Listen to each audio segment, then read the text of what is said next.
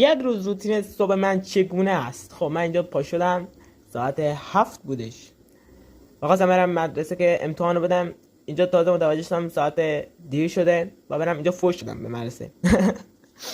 اینجا وقتی فوش دادم دیگه می‌خواستم دوباره بگیرم بخوابم، گفتم ولش کن برم مدرسه امتحان بدم که درمون نذارن. به آینه نگاه کردم، فوش دادم دوباره. کلا من امروز فوشکاری مدرسه رو داشتیم، گفتم زن هر کسی که مدرسه رو ساخته. خب اینجا پا شدم رفتم لباسمو پوشیدم و برم مدرسه که یهو یادم افتاد یه کاری نکردم. دوباره گرفتم خوابیدم و پا شدم رفتم سمت آشپزخونه که صورتمو بشورم. اولین کاری که کردم رفتم یک آبی خوردم که میگن باید سر صبح آب بخورین. بعدی که آبمو خوردم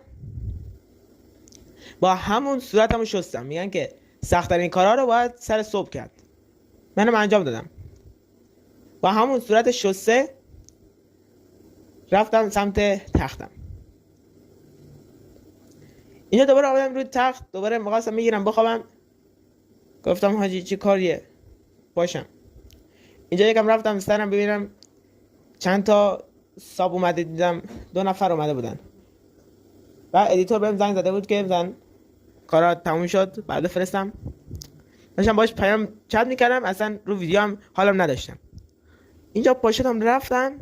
اینجا تازه دارم میرم مدرسه، با دمپایی داشتم میرفتم حاجی. اینجا مدرسه کلا مدرسه تعطیل بود، با دمپایی هم اومده بودم بهتون نشون دادم.